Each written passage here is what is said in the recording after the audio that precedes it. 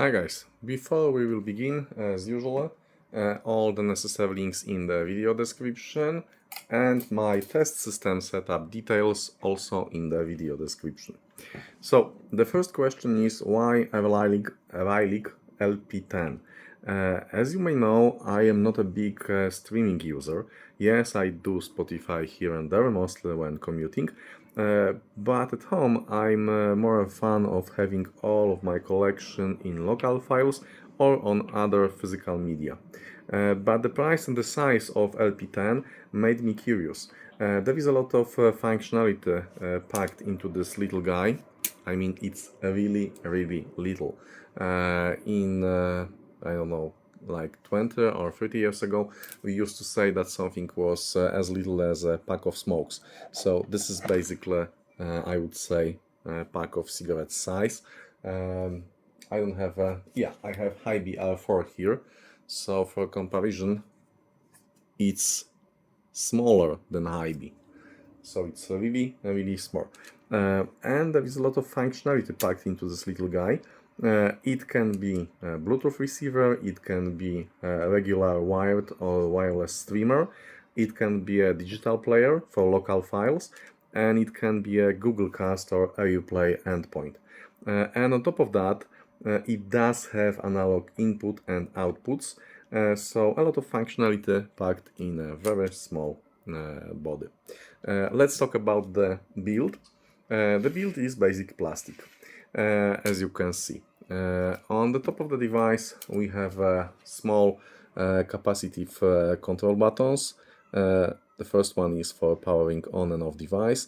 This is for the lowering volume, this is for making the volume higher, and play, stop. These guys are also doubling as a previous and the next track if you hold them for a couple of seconds. In front of the device we have a very nice, although very small, OLED display.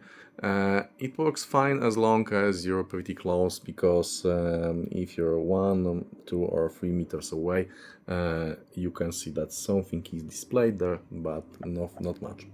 Let's unplug it, or let's power it off in a nice way. As you can see, the top buttons are lighting up, and we have a power status LED here. Okay. In the back of the device we have wired network input, we have USB-A port for physical drives, USB drives. We have analog line input and analog line output in form of two 3.5mm jacks. We have the most important port here, which is digital output as PDIF optical, and we have a DC connector in USB-C form. There is actually a very important thing connected with the port. It's just power input. It doesn't double as any kind of data transfer port, and it doesn't have any kind of music stream input capabilities. That's important because I've seen some other reviews over the web suggesting that you may connect the Arylic LP10 to your computer and use it as a digital to analog converter. No, it doesn't work like that. It's just pure power supply input. Okay, so I've told you about the plastic, about the buttons. I haven't told you about the remote. We are getting a plastic remote like that. It's very functional. It actually allows you to control the playback, to change the volume, to choose the inputs, so it's pretty useful. Actually, this is the only way, except the application, to choose the USB input. Okay, yeah, that's all about the external build. Let's take a look inside. In order to open the device up, you need to unglue 4 little rubber feet here. Interestingly, these rubber feet, I have them here. They have plastic screen protectors on them that you can remove, and underneath you will have just 4 regular Phillips screws. After that you need to carefully lift the top lid. Why? You'll see in a second. Give me a second and I'll do that. Okay, so it's done. You have to do it starting from the front side of the device, the place where you have a display, because there is a connector for the top buttons. So yeah, and as you can see, we have a connector here, and we have a small PCB for controlling touch buttons and the light underneath. Inside of Arylic LP10, honestly, there's nothing interesting. I mean, there is a communication board for Wi-Fi and Bluetooth. This is a universal module, and we have two antennas on the sides. These are just stickers with metallic foil, and they are soldered to the wires going to the board. The board itself is mounted on several connectors. I'm not sure if you'll be able to see that, but one of them goes along this part of the PCB, the second one here, and we also have a smaller one around here. I haven't risked taking off the board, because in order to do that I would have to disassemble the device completely, and I would need to try to lift the board slowly from all sides at the same time. And I'm not a fan of doing something like that without any particular reason, because there is danger of damaging the connectors underneath. So, what do we have here? We are seeing only the digital part of the device with MV silicon chipset here, and anything that would be analog for the jacks here is hiding under the top PCB. And that's it. So give me a second to close the device. One more thing, if you'd be doing the same thing as I did, when closing the device you need to be careful to place the pins for this connector in here. So let's try that. Yep, and it's ready. So let's connect the power again, and let's talk about the functionality.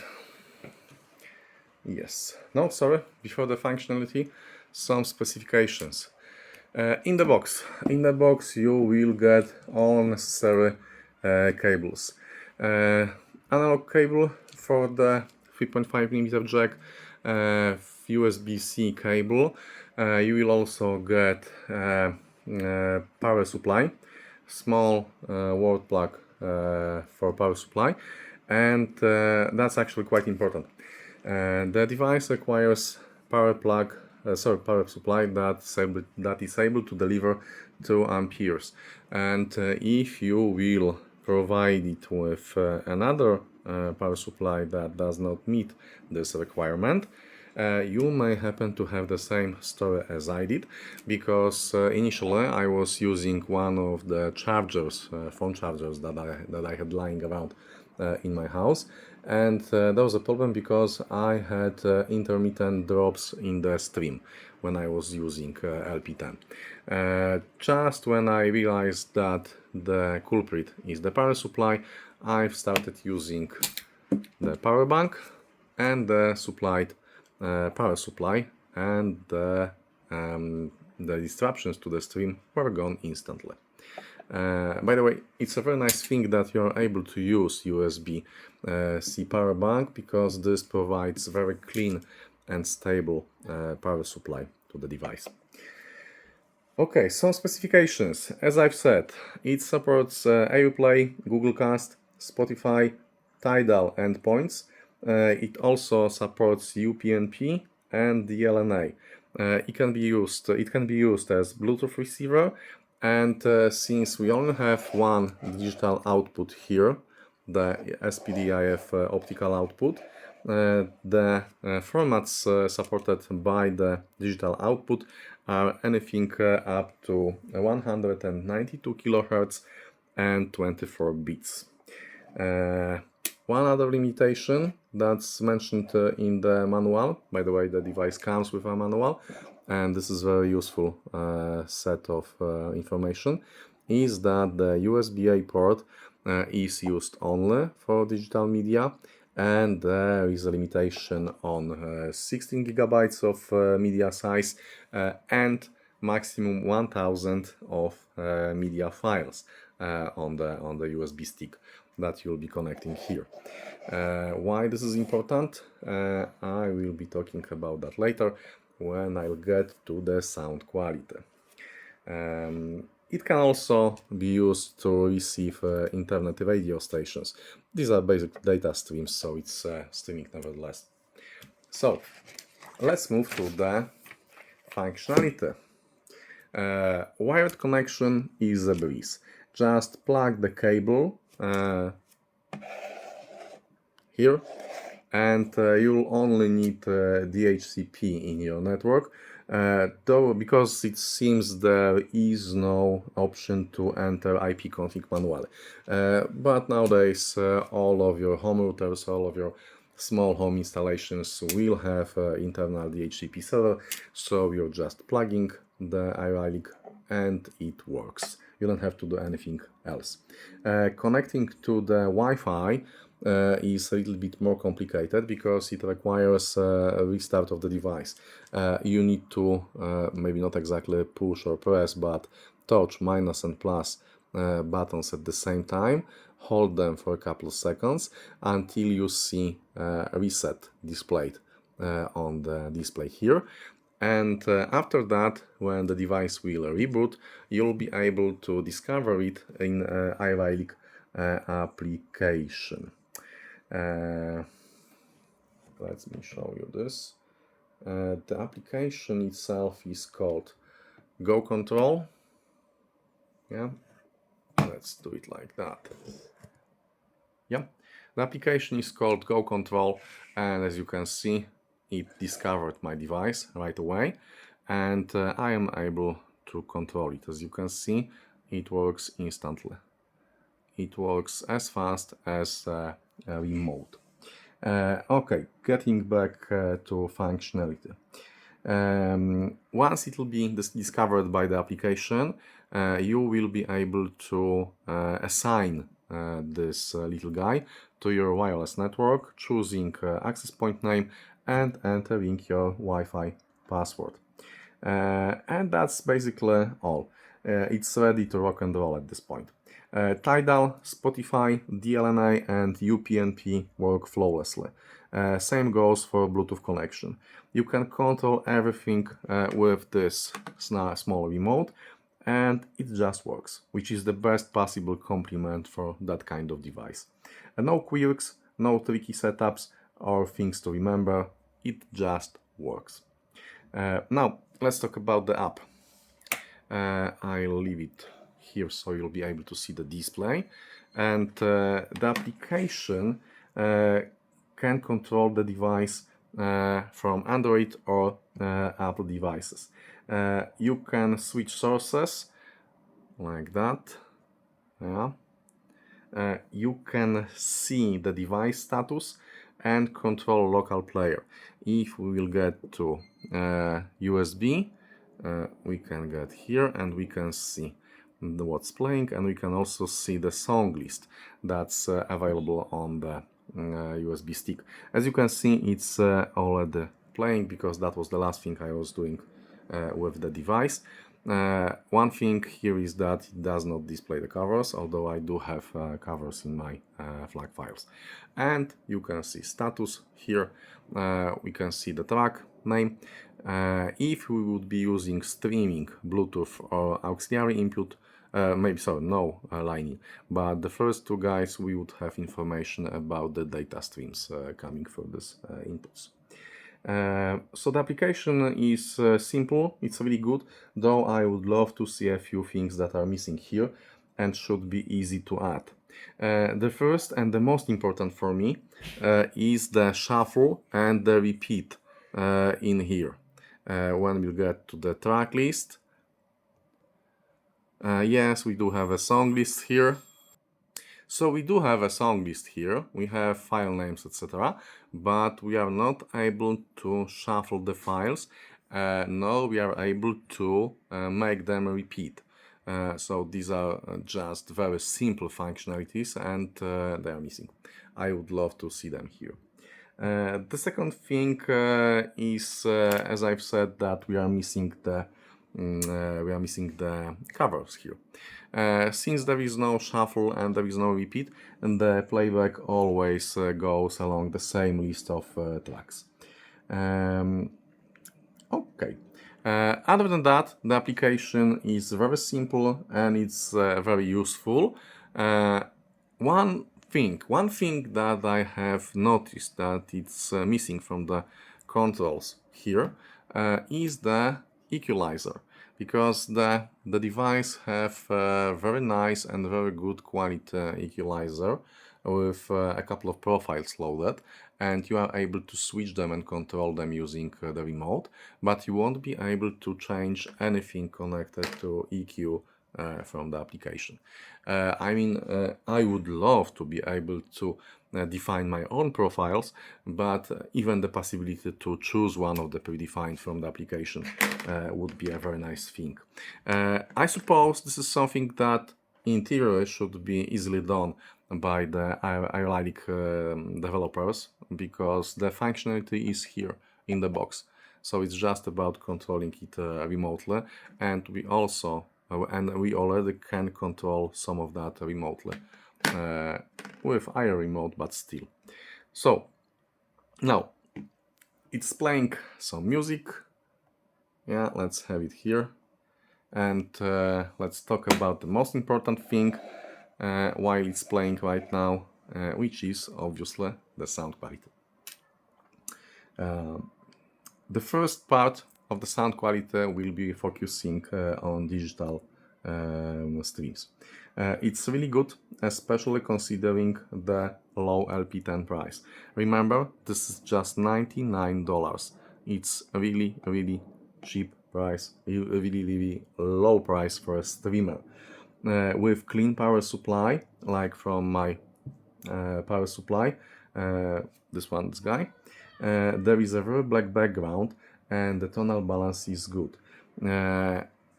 As you've seen, the only digital output is optical one, which means that with clean power supply there will be little EMI affecting the functions of the device, and none of that will be able to transfer over the cable to your digital to analog converter, because it will be using optical line.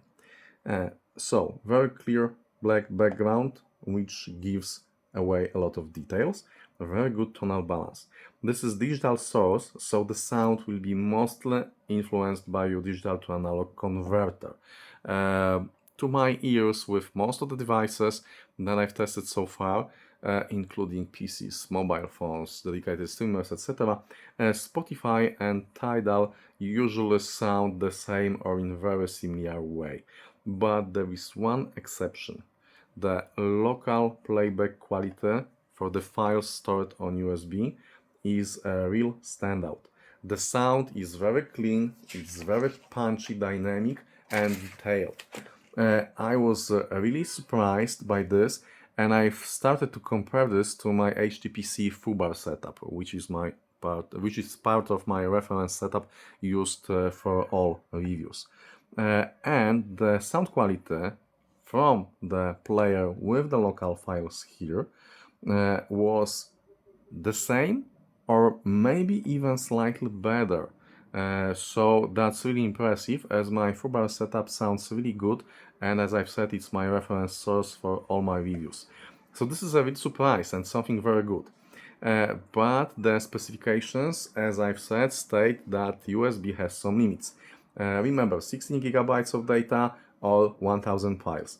As you know, FLAC files are rather large, so 16 gigabytes really is a limiting factor here, as for example my current collection is closer to 500 gigabytes, and if LP10 would be supporting that kind of USB drives, I would be very happy, because I'm able to fit all of my collection on 512 gigabytes NVMe drive in a case like that, very small portable case.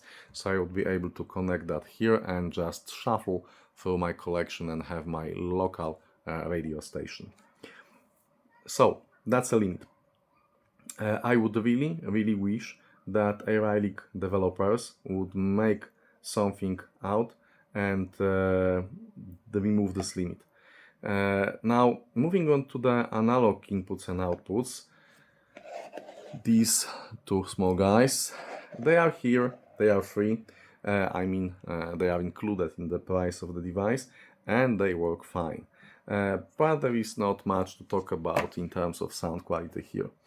You will be fine using them with something like a portable speaker or some integrated mini system, but for all other purposes and for best sound quality, stick to external digital to analog converter. As LP10 really shines as a small, pure streamer or digital player.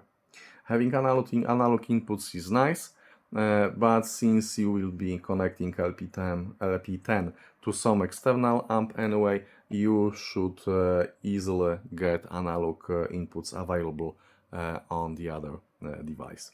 So that takes us to summary. 3 things I dislike. Let's start with that. The first one, lack of shuffle and repeat options for this little guy, for the local player. I hope that this should be easily added, because this is just a change in the firmware. So that's the first one. The second one, I'd love to see the USB limits lifted. And the third one, that's actually a small one, that's minor gripe, covers. I'd like to see covers for my music displayed in the application. Most importantly, let's talk about the 3 things that I liked about this little guy. The first one and the most important one is sound quality, especially when used with local files player. It's truly excellent. The second one, functionality. It really does have it all when it comes to streaming. It's very small and it has all standard covered here. And the third one, form factor and the price.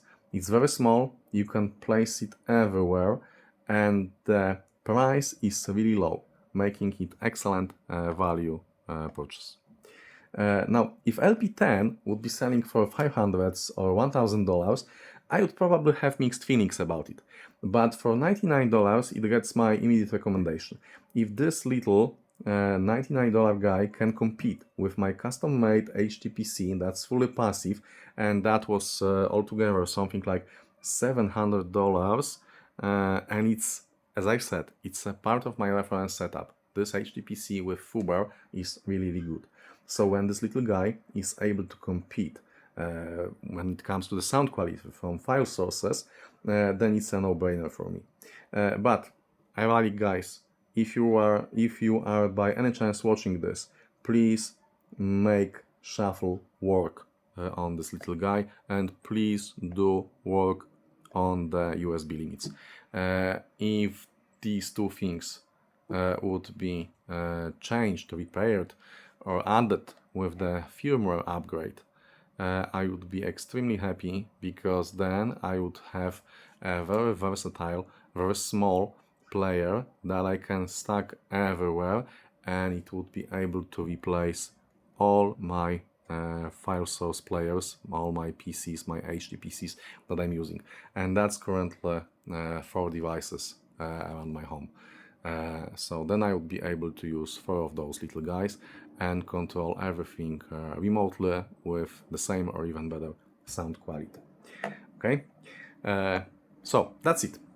It's very cheap, it's full of functionality, and it has amazing sound quality when it comes to playing files from the local media.